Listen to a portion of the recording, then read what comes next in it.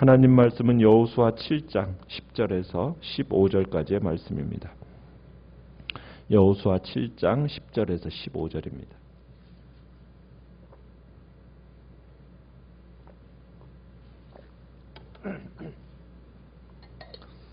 여호수아 7장 10절에서 15절 말씀. 10절 먼저 읽습니다. 여호와께서 여호수아에게 이르시되 일어나라. 어찌하여 이렇게 엎드렸느냐?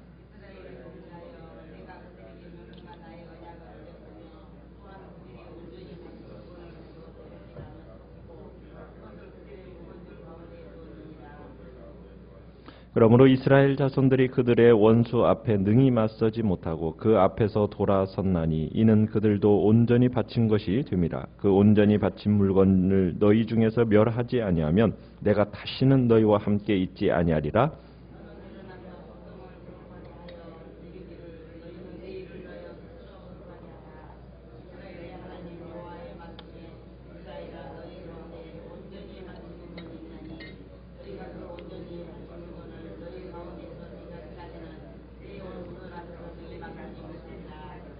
너희는 아침에 너희의 지파대로 가까이 나아오라. 여호와께 뽑히는 그 지파는 그 족속대로 가까이 나아올 것이요 여호와께 뽑히는 족속은 그 가족대로 가까이 나아올 것이요 여호와께 뽑히는 그 가족은 그 남자들이 가까이 나아올 것이며 온전히 바친 물건을 가진 자로 뽑힌 자를 불사르되 그와 그의 모든 소유를 그리하라. 이는 여호와의 언약을 어기고 이스라엘 가운데에서 망령된 일을 행하였음이라 하셨다 하라. 아멘. 오늘 말씀의 제목은 한 사람 한 공동체라는 제목으로 말씀을 나눕니다. 이스라엘 백성들이 여리고성을 승리를 거두고 난 이후에 이제 아이성의 전투로 나아가는데 이 아이성의 전투에서 패배하게 됩니다.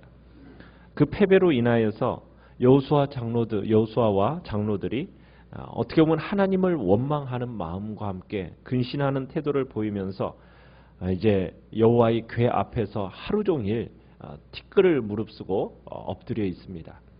그때 하나님께서 오늘 본문에서는 이렇게 책망과 같은 그런 가까운 명령이 내려집니다.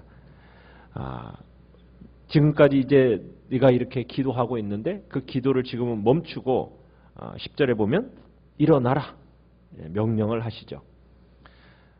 여호수아가 지금 이 일을 임하는 자세와 태도가 어떻게 보면 하나님이 기대하시는 것과는 전혀 다르기 때문에 지금 하나님께서 지금 그에게 책망과 같은 말씀을 하시는 겁니다. 여호수아는 지금 자신이 해야 할 일이 뭔지 지금 전혀 깨닫지 못하고 있었던 거죠.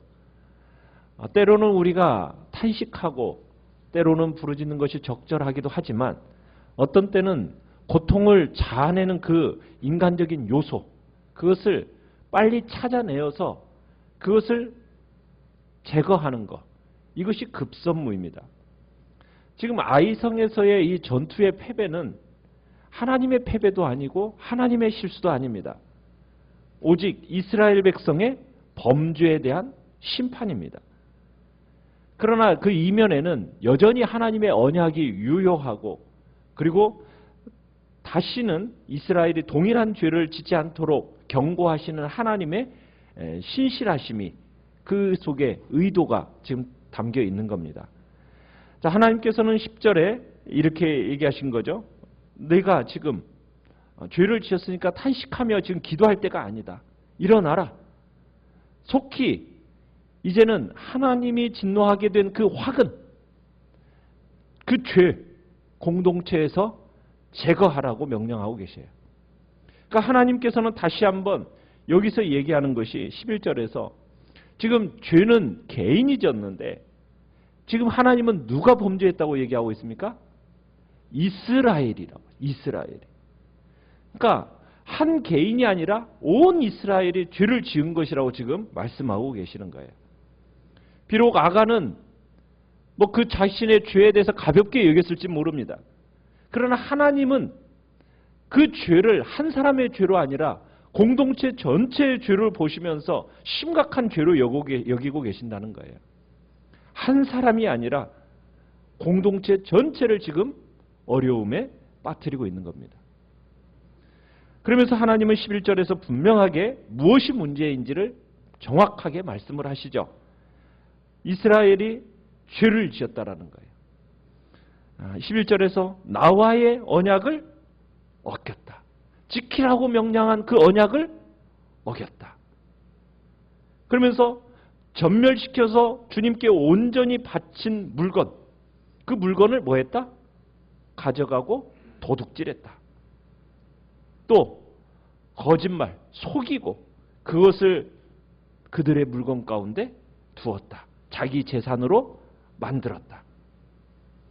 여기서 지금 총 4가지의 비난을 하고 계시는데 처음 2가지의 비난은 온 백성에 대한 비난입니다. 그러니까 하나님께 너희들이 범죄했다. 이 점을 강조하면서 두 번째는 뭘 어겼다? 내 언약을 어겼다. 이 내 언약을 어겼다라는 말은 우상 숭배하는 행위를 묘사하는 단어와 똑같은 단어를 쓰고 있습니다. 그래서 신명기에서는 내 언약을 어겼다라는 이런 죄를 저지른 사람에 대해서 어떻게 하기를 원하시냐면 공정하게 재판한 다음에 돌로 쳐서 죽이라고 얘기하고 있어요. 그들을 처형하는 목적은 이스라엘 가운데서 악을 제거하기 위해서라고 얘기합니다. 그래서 이 사건은 지금 신명기의 가르침이 현실화될 가능성을 지금 암시하고 있다는 얘기입니다. 내 언약을 어겼다라는 이 말씀 속에서 지금 이후에 어떤 일이 벌어질 것인지에 대해서 암시가 들어있는 겁니다. 그리고 나머지 2 비난은 이스라엘이 어떤 죄를 저질렀는지를 구체적으로 가르쳐 주시는데 첫 번째는 뭡니까? 하나님의 것을 훔쳤다라는 거죠. 정말 진멸시켜서 하나님께 바쳐져야 할 그 물건을 도둑질해 갔다라는 겁니다. 두 번째는 인간이 가질 수 없는 거룩한 것을 소유함으로써 부정하게 만들었다. 이 일로 인해서 진멸되어야 할 것이 진멸되지 못하면 결국에는 이스라엘이 어떻게 되느냐? 진멸될 위기에 처한다라는 것을 지금 보여주고 있는 거예요. 하나님의 것. 그것도 인간이 결코 소유할 수 없는 거룩한 것. 그것을 도둑질한 사람. 온전할 수 있겠는가? 온전할 수 없다라는 거죠. 그러면서 12절에서 이제 하나님께서는 이날 이스라엘이 지금 아이성 전투에서 패배한 이유가 뭐 때문인지 바로 이 죄로 인해서 비롯된 것이라는 것을 확인해 주고 있습니다. 그들의 원수 앞에서 그래서 너희들이 능히 맞서지 못한 거다. 그러면서 뭘 얘기합니까? 13절에서는 이 죄로 인한 것, 죄로 인한 문제가 해결되지 않는 한은 결코 너희들이 승리할 수 없다. 13절 끝에 그러는 거죠. 온전히 바친 물건을 너희 가운데서 제하기까지는 내 원수들 앞에 능히 맞서지 못한다. 그러니까 하나님은 지금 가나안 사람들과 이스라엘 사람들에게 여러분 기준, 이 율법의 기준이라는 것을 잣대의 기준을 따로따로 정하는 게 아닙니다. 이 이중적인 기준으로 적용시키지 않아요. 하나님의 이 언약에 대해서, 말씀에 대해서 기준이 분명합니다. 딱 동일한 기준을 가나안 사람에게도 되는 거고요. 그 다음에 이스라엘 사람에게도 동일하게 그 잣대를 대는 거예요. 이스라엘도 마찬가지. 하나님 앞에서 범죄하면 너희들도 결국에는 뭐가 될 수밖에 없다. 심판의 대상이 될 수밖에 없다라는 것을 다시 한번 이스라엘 백성들도 확인시켜 주는 겁니다. 그래서 이제 이스라엘 백성들은 지금 전쟁에서 패배했기 때문에 뭐 자신들의 어떠한 총체적인 전술 정비를 해야 되느냐 이게 아니라는 거예요. 먼저 그들에게 뭘 얘기하느냐 13절에서 백성을 어떻게 하라? 거룩하게 하여 내일 스스로 거룩하게 해라. 성결하게 한 다음에 하나님 앞에 나오라고 명령하고 있습니다. 그리고는 하나님께서 어떤 방법으로 그 죄지은 자를 드러내실 것인가? 14절에서 얘기하죠. 너희의 지파대로 가까이 나와라. 여호와께 뽑히는 그 지파. 자, 여기서 어떤 방식으로 할 거다라는 그 방식에 대해서는 구체적으로 밝히지는 않고 있습니다. 그런데 여호와께 뽑히는 그 지파라는 이 표현을 통해서 아마 제비 뽑기로 그 죄인을 색출할 가능성이 가장 높다라는 것을 보여주고 있어요. 제비뽑기로 죄인을 색출하는 방법은 이런 겁니다. 주머니에 예를 뜻하는 흰 돌과 그 다음에 아니오라는 뜻을 뜻하는 까만 돌을 집어넣습니다. 그리고 질문을 하면서 그 돌들 중에서 하나를 집어내는 거예요. 만약 흰 돌이 나오면 그 질문에 하나님께서 그렇다 대답하시는 거고, 까만 돌이 나오면 아니다 이렇게 대답하시는 걸로 받아들여진 거죠. 그러니까 이 판결은 전적으로 하나님이 개입하시는 거고 하나님의 의사표시를 전제로 한다라는 것을 이제 받아들이고 얘기하는 겁니다. 본문에서 지금 하나님께서 죄인을 직접 지목하시겠다는 거예요. 그러면서 이 모든 절차를 하나님께서 주관하실 거다라는 것을 지금 암시하고 있습니다. 이렇게 해서 드러나는 사람은 어떻게 된다고요? 15절에 보면 그 사람은 불태워질 거라는 거예요.